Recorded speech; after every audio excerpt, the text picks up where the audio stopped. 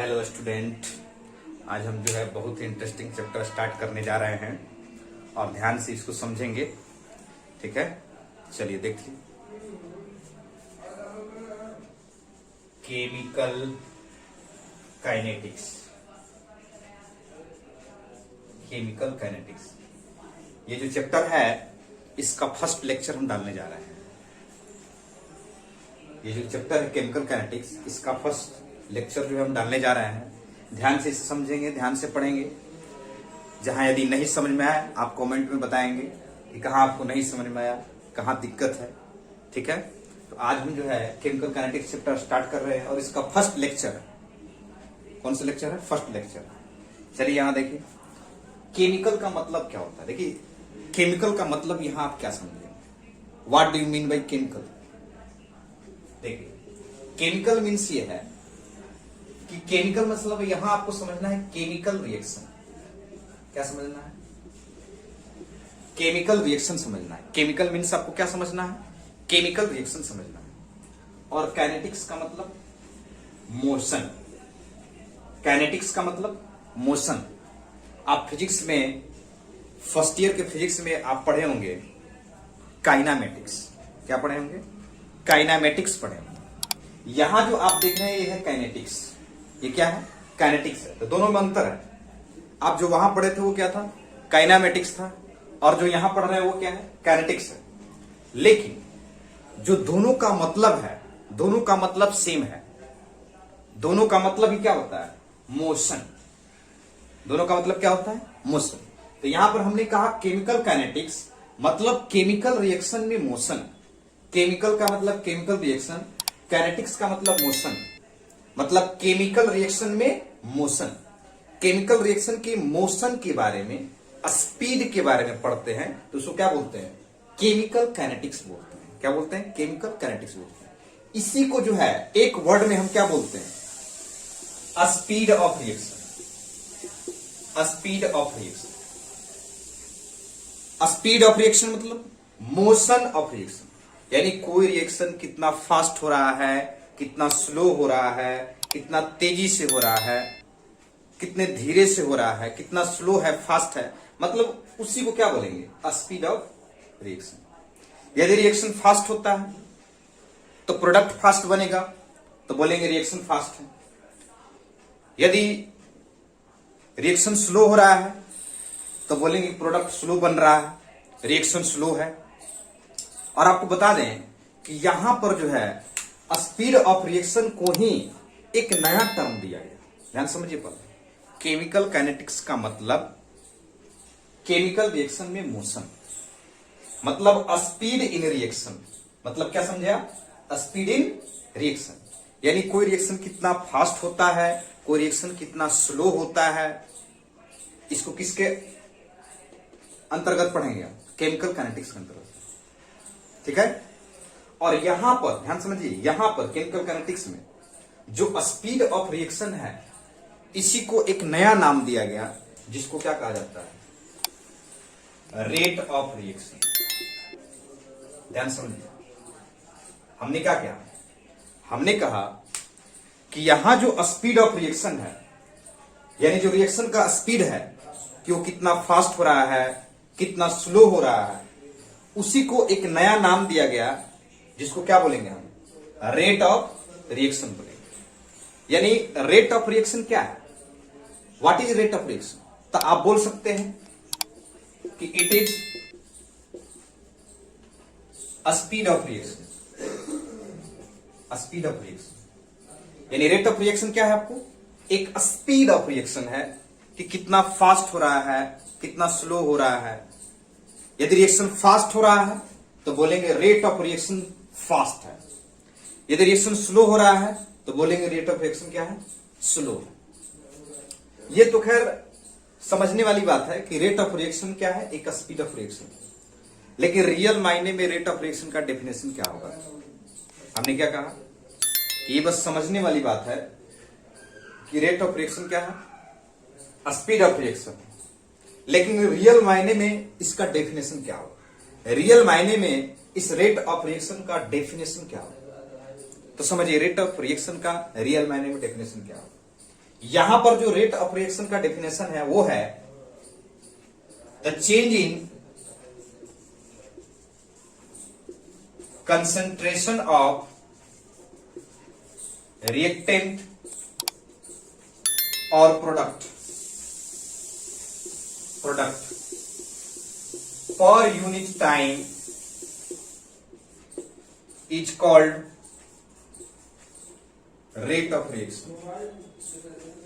Rate of reaction, बात को समझिए।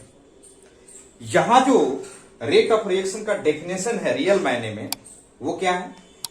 The change in concentration of reactant और product per unit time is called rate of reaction.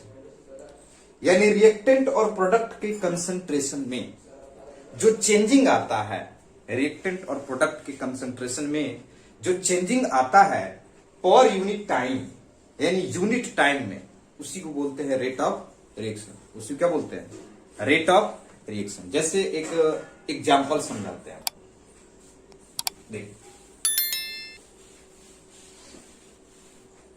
देखिए ध्यान से, जो रेट है वो क्या होगा? रेट बराबर क्या होगा? Change in concentration of reactant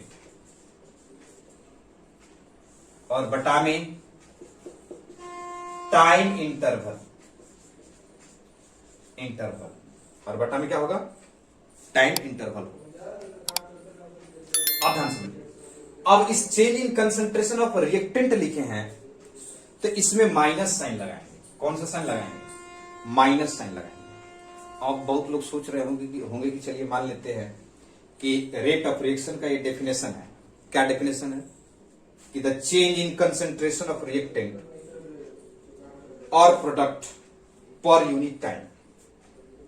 जानकारी के लिए आपको बता दें कि जहां कहीं भी पर यूनिट बोलता है उसी से डिवाइड करते हैं। जहां कहीं भी पर यूनिट बोलता है उसी से डिवाइड करते हैं। जैसे हम आपसे कहें कि डेंसिटी बराबर क्या होता है, तो डेंसिटी बराबर क्या बोलते हैं हम? मास पर यूनिट वॉल्यूम। क्या बोले आप?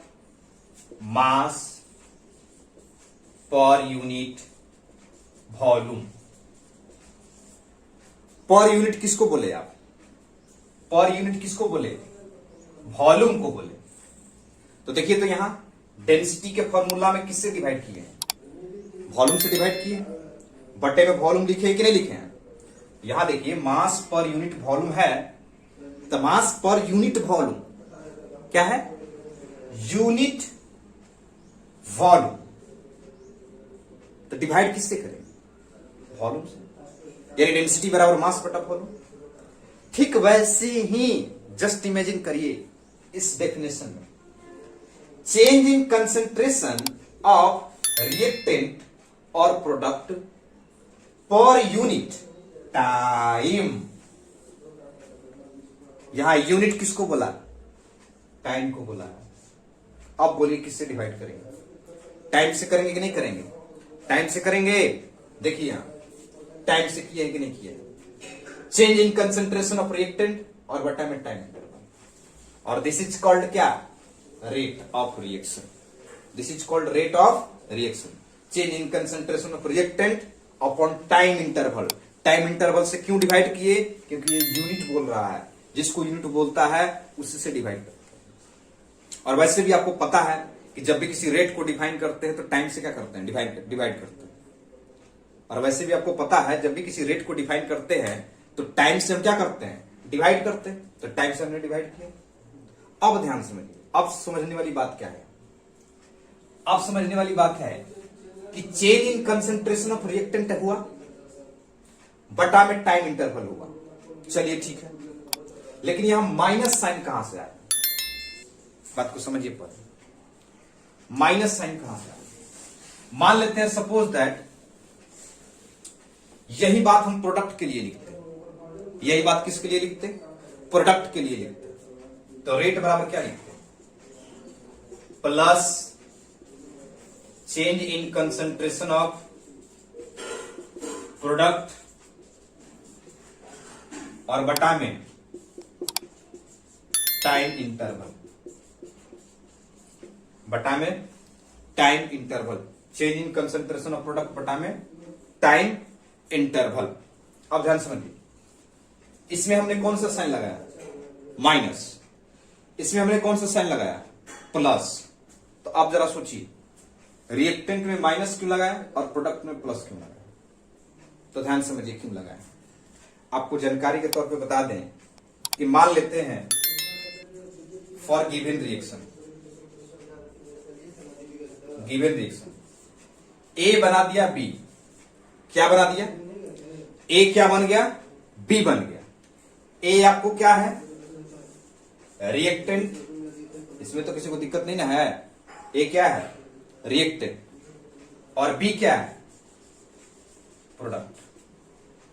अब बताइए कि समय जैसे जैसे बीतेगा, जैसे जैसे टाइम लगेगा, ए मेरा क्या रहेगा, रिएक्टेंट, और बी मेरा क्या रहेगा, प्रोडक्ट। तो जैसे जैसे टाइम बीतेगा रिएक्टेंट क्या होगा, घटेगा या बढ़ेगा, घटेगा। प्रोडक्ट समय के साथ क्या होगा, बढ़ेगा। ऐसा इसलिए हो रहा है, सिंपल सी बात है कि रिएक्टेंट जो है प्रोडक्ट में बदलता है। जैसे मान लेते हैं कि N2 + 3H2 ये मिलके बना दिया NH3, तो ये N2 और H2 जब NH3 में बदलेगा तो N2H2 तो घट जाएगा, लेकिन NH3 क्या हो जाएगा, बढ़ जाएगा। क्यों? क्योंकि N2H2 रिएक्शन करके NH3 बना रहा है, मतलब NH3 बढ़ रहा है, और ये इसमें बदल गया, मतलब ये घट जाएगा। तो इसका मतलब ये हुआ कि रिएक्टेंट समय के साथ घटता है और प्रोडक्ट समय के साथ क्या होता है, बढ़ता है। रिएक्टेंट समय के साथ डिक्रीज करता है, आफ्टर ऑल जो प्रोडक्ट होता है समय के साथ क्या करता है, इंक्रीज करता है। तो देखिए, चूंकि रिएक्टेंट डिक्रीज करता है इसलिए इसमें माइनस साइन लगाया। क्या लगाया, माइनस साइन लगाया। रिएक्टेंट समय के साथ डिक्रीज करता है इसलिए हमने इसमें कौन सा साइन लगाया, माइनस साइन लगाया। प्रोडक्ट समय के साथ इंक्रीज करता है इसलिए कौन सा साइन लगाया, प्लस। प्लस साइन किस क्या क्या बताएगा आपको, प्लस साइन ये बताएगा कि प्रोडक्ट इंक्रीज कर रहा है, प्रोडक्ट समय के साथ बन रहा है, और रिएक्टेंट समय के साथ घट रहा है इसलिए माइनस। अब कंसेप्ट समझ में आया। टाइम से डिवाइड किए, क्यों, क्योंकि हमको रेट निकालना है।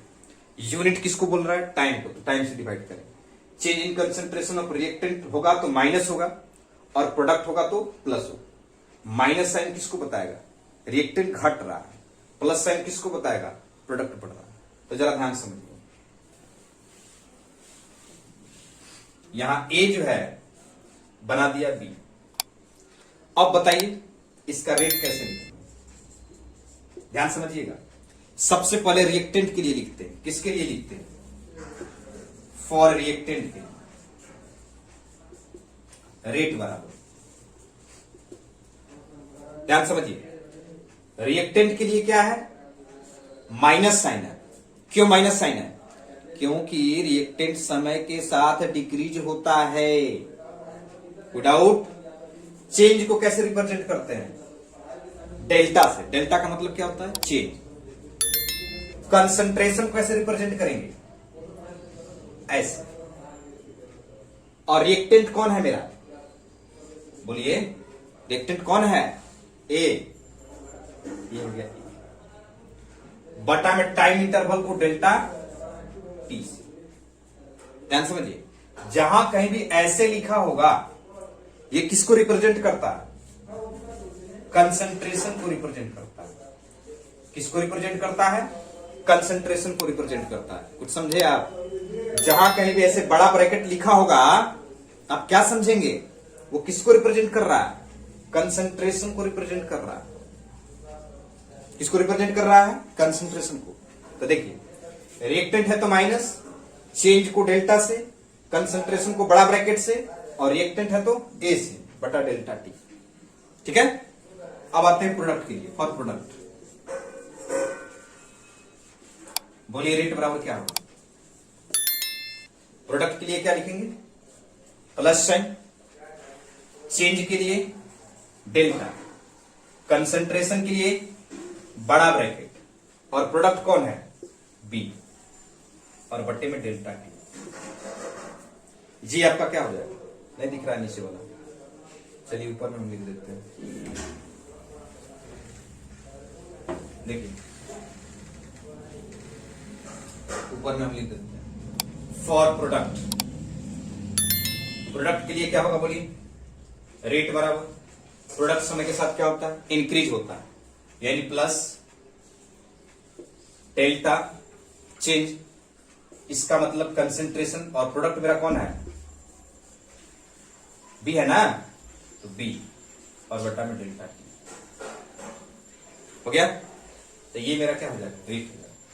अब जरा ध्यान समझिएगा, छोटा सा पॉइंट आपको समझना है। जरा बताइए कि ये रिएक्टेंट ए है, ये प्रोडक्ट बी है। हम यदि कहें कि रिएक्टेंट के घटने का रेट यानी डिक्रीज होने का रेट और प्रोडक्ट के इंक्रीज होने का रेट दोनों बराबर है, तो क्या है? गलत होगा।